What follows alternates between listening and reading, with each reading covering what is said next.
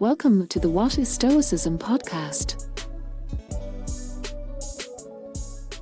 The Stoic philosopher Epictetus taught that our peace of mind and our very character depend on how we respond to what happens around us.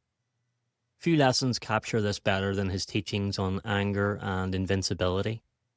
Together they offer a vision of inner strength, built not on domination or pride, but on compassion, discipline, and freedom from external control. In one of his discourses, Epictetus uses the example of thieves and robbers to illustrate why anger toward others is misguided.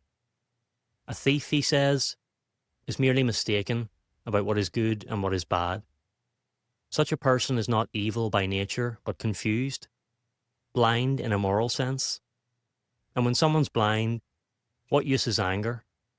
If anything, they deserve pity rather than condemnation. Epictetus writes, quote, "If, unnatural though it is, you feel obliged to adopt an attitude towards someone else's troubles, you should pity him rather than hate him. Let's have no more of this readiness to take offence and hate people. Do you really want to express sentiments that one expects to hear only from the masses, such as curse these vile and loathsome people? Well, all right, but how come you've suddenly abandoned good sense and are now angry with other people?" End quote. What gives these words even more weight is the life of the man who spoke them. Epictetus was born into slavery and endured years as someone else's property.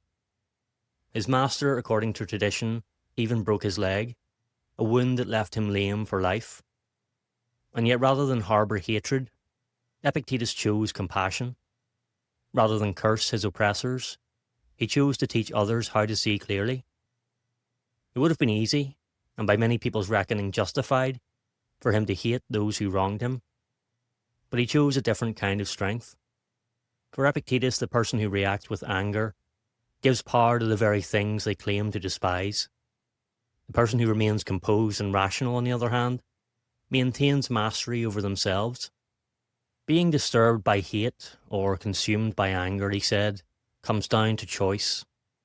When we assign too much importance to things outside our control, what others do, say, or think, we make ourselves vulnerable. But if we focus instead on what truly depends on us, our own thoughts, actions, and judgments, then little can shake us. As he put it, quote, "You need to appreciate that thieves and adulterers don't fall into the category of what's up to you, but into the category of things that are external to you and aren't up to you. If you dismiss them and consider them worthless, who can make you angry? And for as long as you give them significance, be angry with yourself, not with them." End quote. To modern ears, this may sound radical. Don't be angry even at those who harm you. Yet this was precisely Epictetus's point. Our emotional well-being should not depend on the behaviour of others. Instead, it should rest on the solid foundation of our own reason and virtue. This idea links closely to another of Epictetus's favourite words, invincible. He uses it throughout his discourses to describe the person who has mastered themselves and their philosophy. To be invincible, in Stoic terms, is not to be physically indestructible or emotionally numb. It means that no external event can truly defeat you, because your peace of mind doesn't depend on externals in the first place. Who is invincible then? Epictetus asks. Anyone who isn't sidetracked by things that aren't subject to his will. He goes on to compare this philosophical discipline to athletic training. Just as an athlete prepares for the challenges of competition, heat, exhaustion, opponents, and fatigue, the Stoic must prepare for the challenges of life, temptation, insult, loss, and death. Quote, "And so next I set myself to understand what might happen in every possible situation, as I would for an athlete. He's powered his way through the first round. What about the second? What if it's blazing hot? What if it's fame? What if it's an insult? What if it's praise? What if it's death? He can't be defeated by any of those." End quote. The invincible athlete is not defined by victory over others, but by mastery over themselves. They're ready for every test. They don't crumble when insulted, nor do they lose their balance when praised. Wealth and poverty, pleasure and pain, success and failure, none of these can defeat them because they've trained to focus only on what they can control. This same invincibility applies to our encounters with difficult people. When someone wrongs us, insults us, or acts unjustly, our immediate instinct might be to react with anger. But as Epictetus teaches, such reactions give away our power. The invincible person, the one who has disciplined their emotions and judgments, remains untouched by such provocations. To live without anger, then, is not to be passive or indifferent. It's to be free. Free from the tyranny of every insult, every slight, every perceived injustice. Free from the constant agitation of blaming others for our unhappiness. Epictetus' invincible person is not someone who never faces hardship.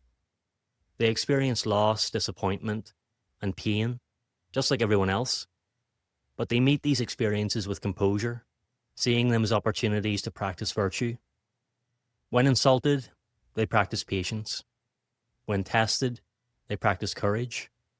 When confronted with cruelty, they practice compassion.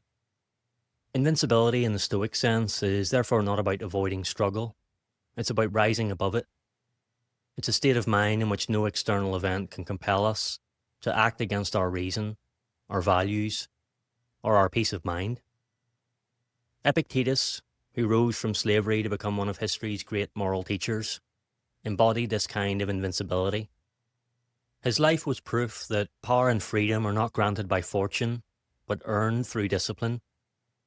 So if we wish to be invincible, we must train like his philosophical athlete. We must learn to see ignorance in others not as a threat, but as a blindness deserving of pity. We must learn to see external hardships not as curses, but as opportunities to strengthen our inner resolve. In this way, we become immune to the world's injustices, not because we ignore them, but because we refuse to let them rule us.